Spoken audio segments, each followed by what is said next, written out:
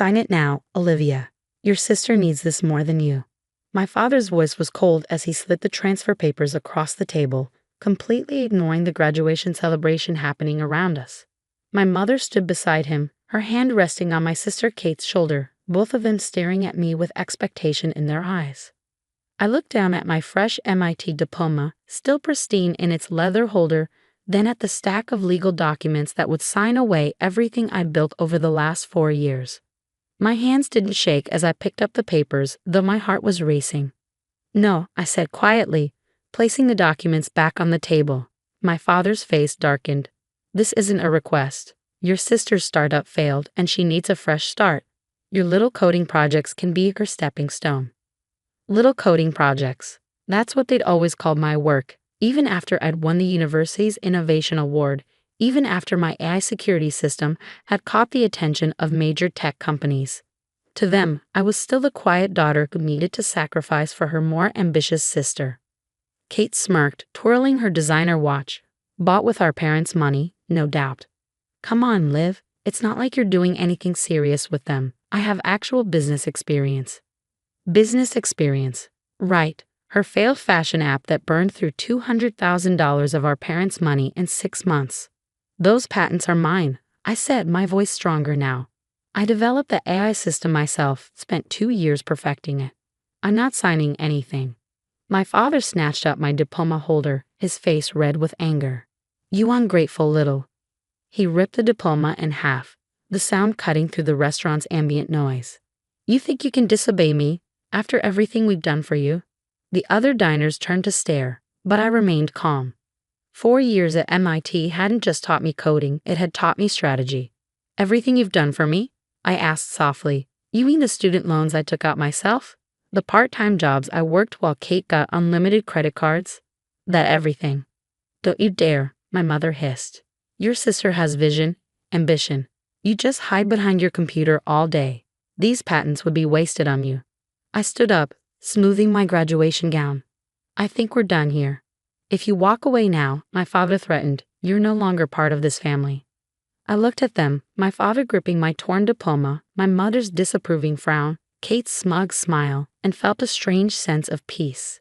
You never saw me as part of this family anyway. I was just your backup plan for Kate's failures. How dare you? Kate shrieked, but I was already walking away.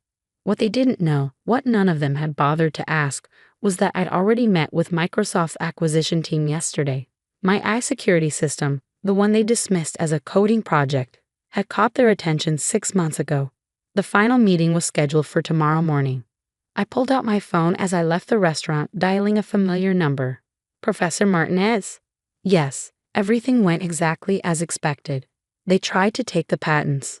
No, I didn't tell them about tomorrow's meeting. Yes, all the paperwork is ready. I caught my reflection in a store window, still in my graduation gown, but standing straighter than I had in years.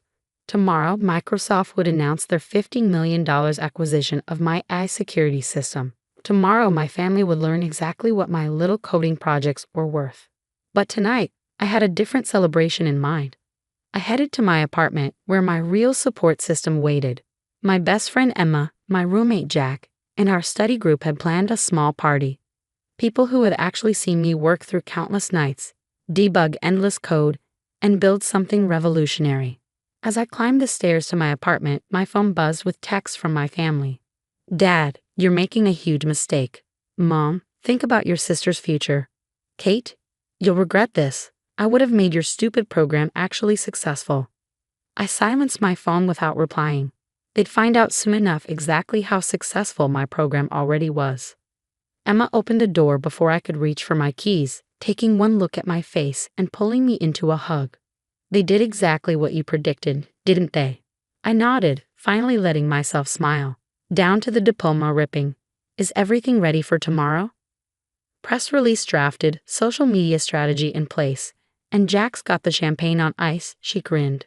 Ready to shock the tech world, Ms. Future Millionaire? For the first time since the disastrous graduation dinner, I laughed. Tomorrow would change everything, but tonight I was exactly where I belonged, surrounded by people who saw my worth long before any price tag was attached to it. The next morning, I sat in Microsoft's sleek conference room, my torn diploma tucked away in my bag like a battle scar. The acquisition team's lead, Sarah Matthews, reviewed the final paperwork, her expression professional but pleased. "Everything looks in order, Miss Parker," she said, sliding the contracts across the polished table. $50 million, with you retained as lead developer for the next 3 years. Are you ready to sign? I picked up the pen, thinking about how different this felt from last night's attempted coercion. Just one question. The press release goes out immediately after, correct? Sarah nodded. We've coordinated with major tech publications. Your iSecurity system is exactly what the market needs right now. This will be breaking news within the hour. I signed my name with steady hands, each stroke a declaration of independence from my family's expectations. As Sarah gathered the paperwork, my phone started buzzing. News traveled fast in the tech world, and someone had already leaked the acquisition. The first call was from Kate. I declined it, watching as text messages flooded in. Kate. What the hell? $50 million? Kate.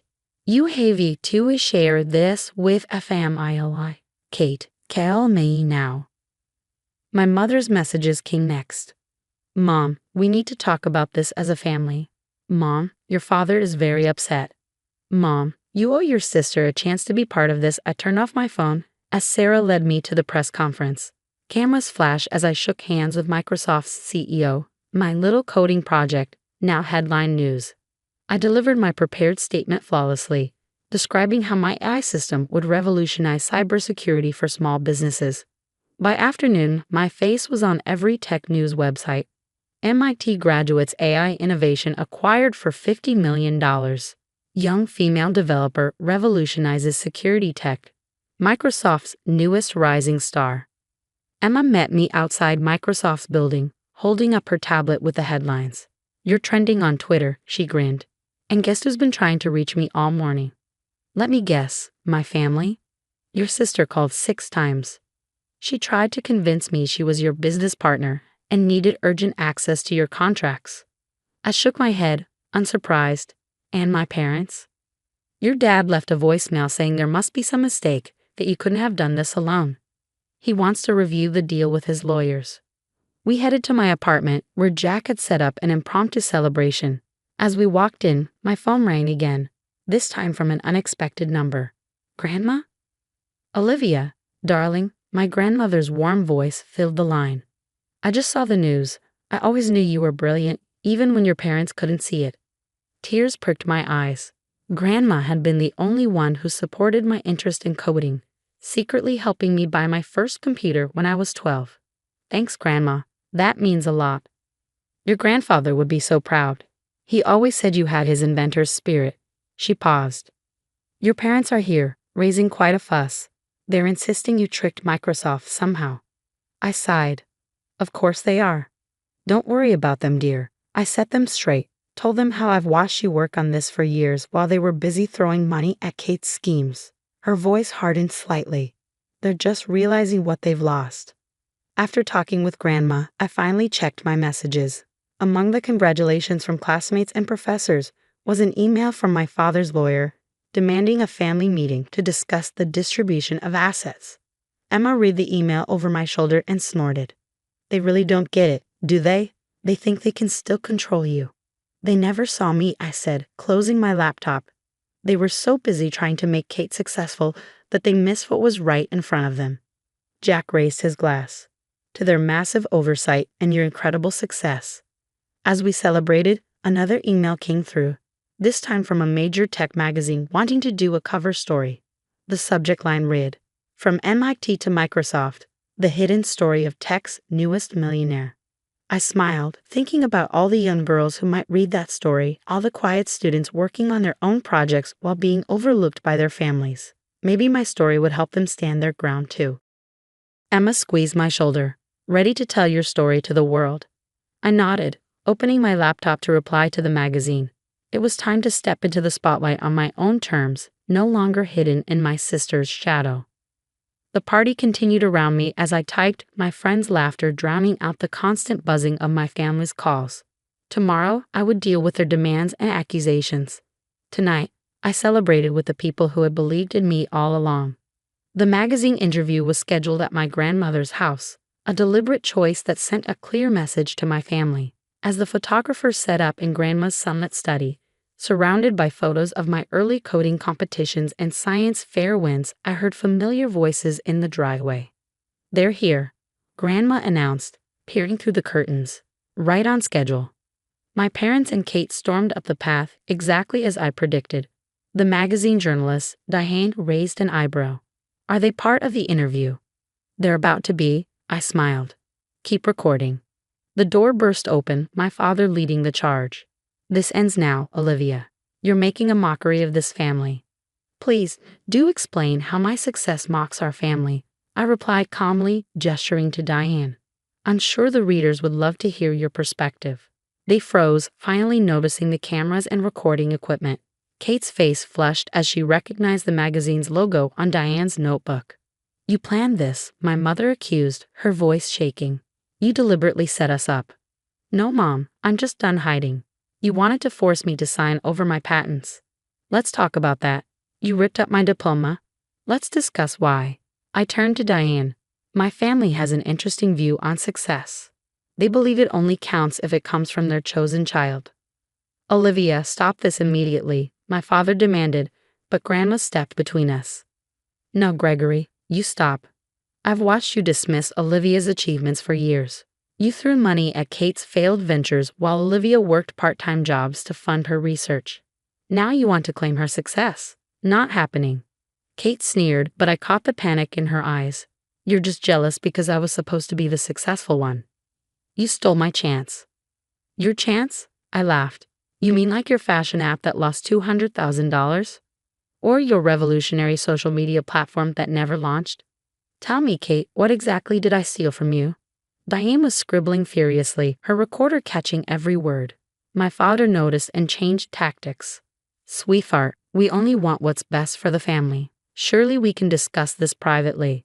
Like how you privately tried to force me to sign away my patents." I pulled out my torn diploma. "Or how privately you destroyed this."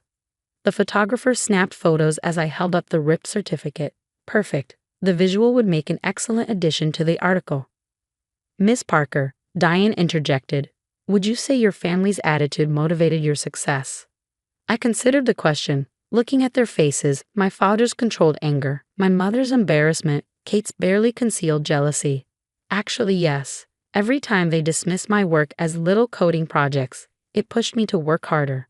Every time they threw money at Kate's ideas while I took out loans, it taught me financial responsibility.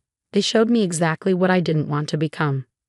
"You ungrateful," Kate started, but Grandma cut her off.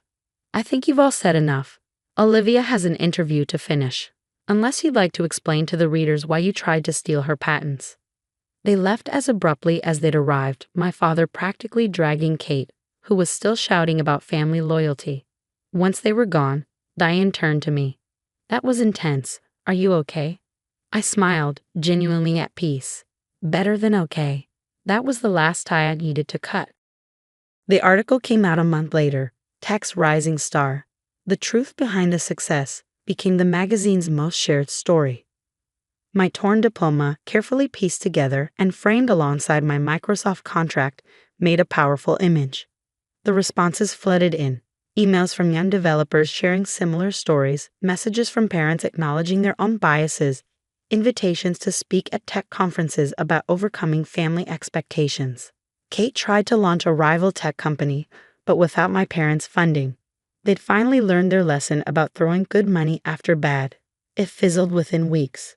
My parents made several attempts at reconciliation, all centered around family unity and sharing success. I declined each one. Instead, I focused on building something meaningful. I started a scholarship fund for overlooked tech students named after my grandmother. Microsoft's faith in my AI system proved well-founded. Within 6 months, it was protecting thousands of small businesses from cyber attacks. 1 year after the acquisition, I sat in my new office, looking at the framed magazine cover on my wall. My phone buzzed with a text from Emma.